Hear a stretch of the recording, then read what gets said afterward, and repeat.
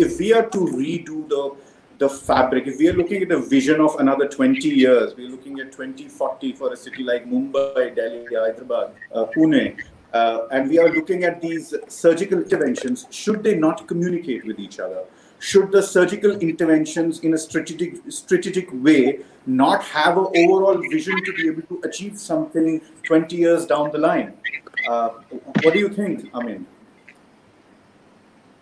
Well, thank you again, and I would tend to largely agree with what Swapnil is proposing, that there are things which are slow-moving, policy-related stuff. One of the things that I pointed out, the very idea of setbacks in an urban environment is to begin with a ridiculous idea. I mean, the fact that you need to build a boundary wall, leave some space, and then go on and do whatever it is, it's setting you back from the place where people are walking. The cities that Swapnil spoke about, and closer home, there are places in Goa, which are lovely streets because you see people who live there. Look at Jaisalmer; it has no setbacks, but I think it's one of the loveliest places to walk around in. But so this segment that you now have, the end of the drivable road to your front door.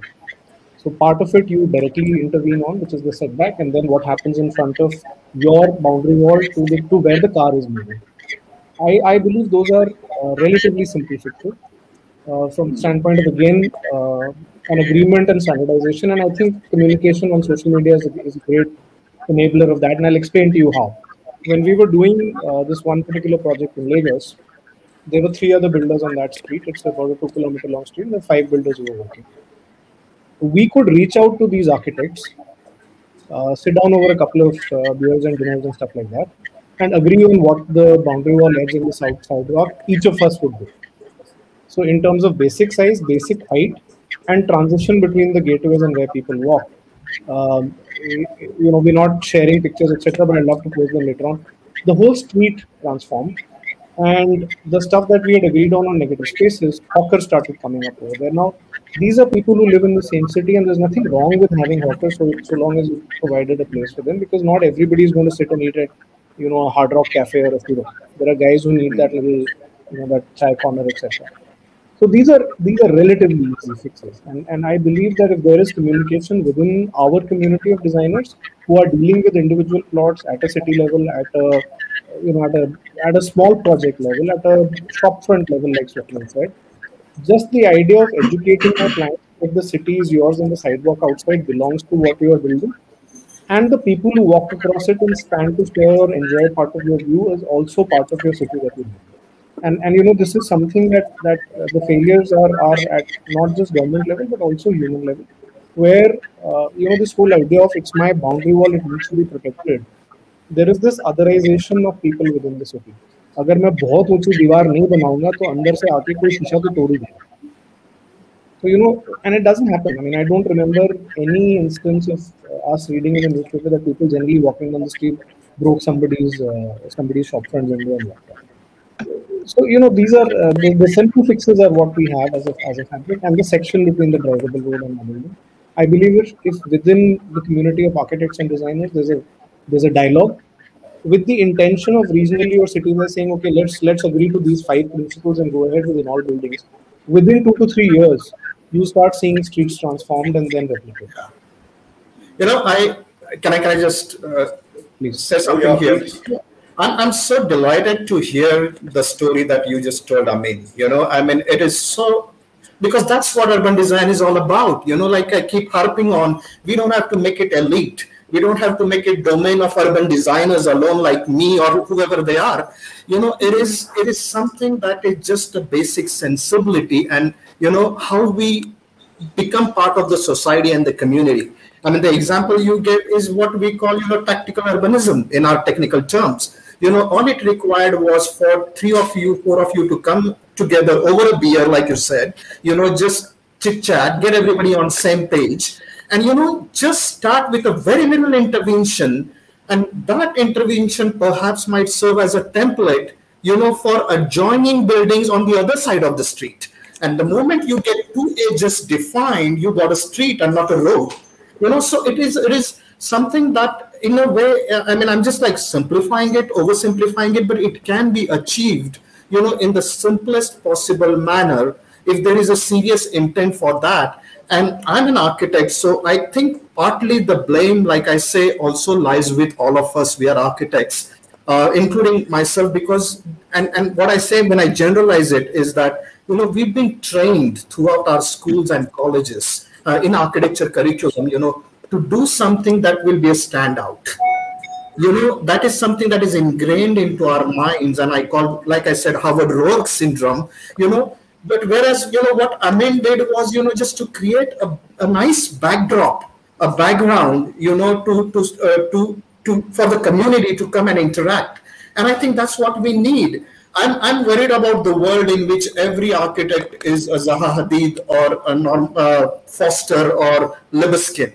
That's a dangerous world to live in. I'm really, really worried about that. I would rather live in a world, where it's just something very simple, something very toned down, beautiful background, and, you kind of live into that. And think about any city that you might like, European cities.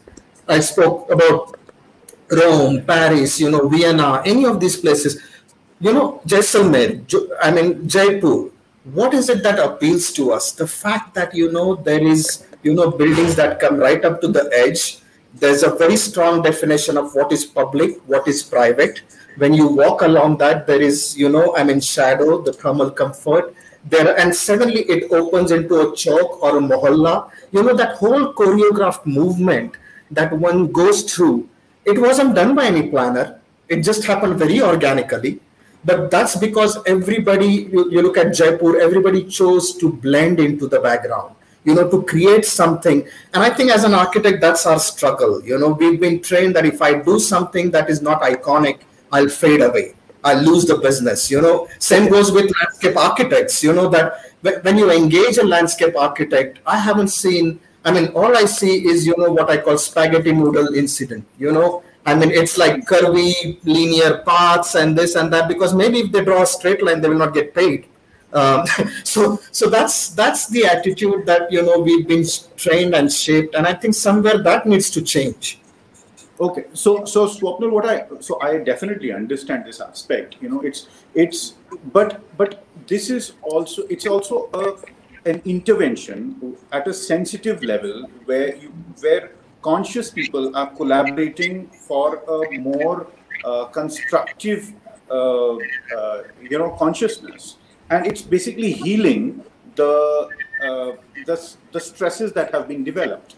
But what about a larger vision? What about 20 years from now? What about the speed at which the Uber individual's lifestyle itself is changing? Is the public space relevant? I'm questioning this. The use of the public space, the people who use the public space itself, do they need it? Do they need the classical notion of the public space the way it was? Because maybe the public spaces are there, but there are no users anymore in terms of how life on Instagram and how life on the phone and how social media is interacting with people across stratas and different dimensions through different ways. I don't know. Cosima, would you like to comment? So I absolutely agree that we need to do the smaller intervention in our urban fabric. So I would like to set an example where I used to stay earlier in Bandra East. That street of 1 kilometer, that road of 1 kilometer, there were 6 developments which were happening. All of them were redevelopment. Bombay has no public spaces, as it is minimal public spaces, and at the same time old structure, old architecture which are getting more and more taller because of the need. Similar infrastructure is more crumbling on it, but at the same time I was on the society side where we took an initiative, understanding architecture, being an architect. We got all the 6 redevelopment together and we did that street because it was a very green space earlier also, and we have retained 90% of our trees. 90% of our trees without and whatever were there, that also we got it replanted somewhere within this. We created lot of those things were done. So that is something which is very, very important, and which we all as an architect, as a conscious architects, we keep on doing it. But the problem here is that how long this redevelopment which has happened today, because with limited space, limited length and width of that fabric, urban area, how much taller you are going to go. More the taller, more the infrastructure is going to lack. So I do agree that there are problems of creating that network, but someday or other we will have to bite that pill, and we'll have to say that yes, we will have to do this in order to do that.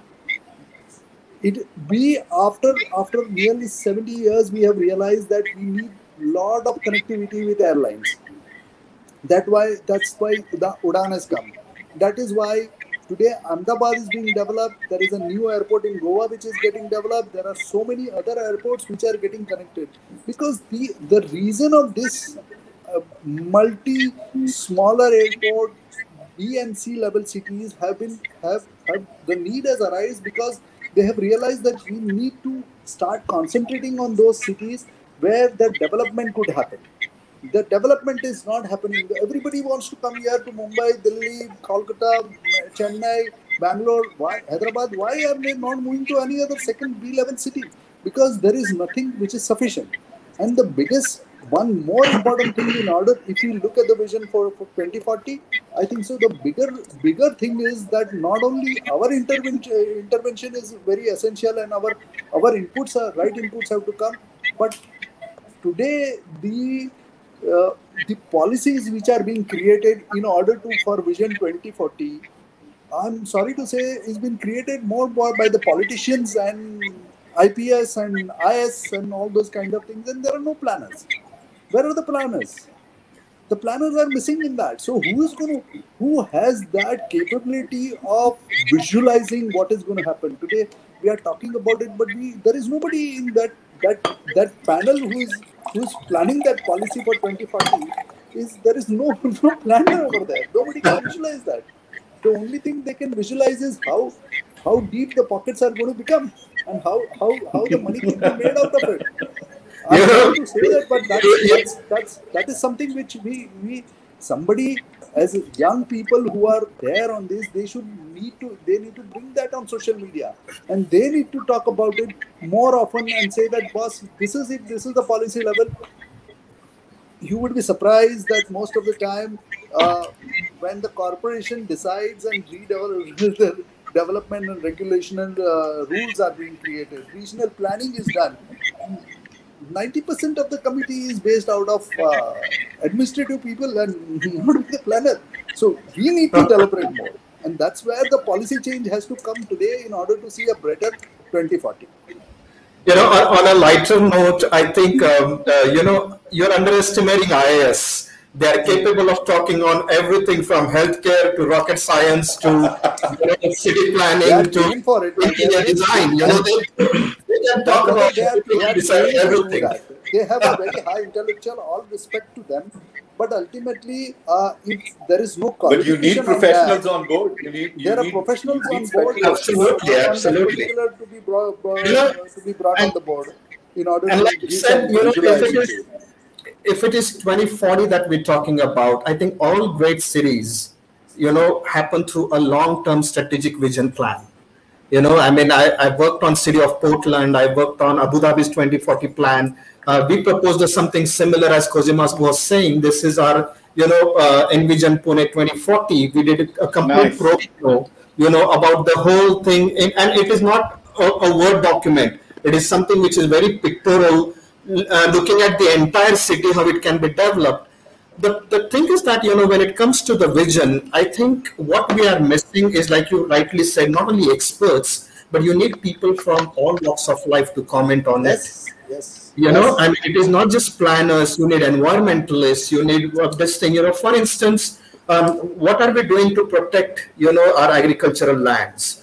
As Cosima rightly said, are we creating the capacity in tier 2, tier 3 cities where we augment everything right from education to the job opportunities, so that there is no migration of, people from that place to the cities. Because how much can a Mumbai, Pune, or Delhi handle? I mean, and this is where the long-term economic planning needs to be in place, where we need to start investing now, if we have to get the fruits of that 20, 30 years from now, and create opportunities into smaller cities and towns, and those opportunities in the form of job creation, in the form of education. In fact, we are talking about COVID-19. More than urbanism, I think this was an opportunity, just to augment our healthcare. Because, it's not just pandemic. Look at the ratio of our healthcare professionals to the population. This was an amazing opportunity to strengthen that, so that not only pandemics, we will be ready for everything and anything, and something that is indeed decentralized, to the smallest of the village and town and city. We miss that bus again, so there are, I mean, one cannot just be very simplistic in the notion. I think the government really needs to look at a very long-term view and start to act on it. But I think, we function in this 5-year setup, right? I mean, when you elect me, all I have to do is ensure what I deliver in the 5 years. 20 years is too longer time frame. Nobody is going to remember what I have done, so there is also all I could say is these political compulsions, which limits, the powers to think long term and strategically, because the results are not going to be seen immediately. What we want is something that can be seen immediately.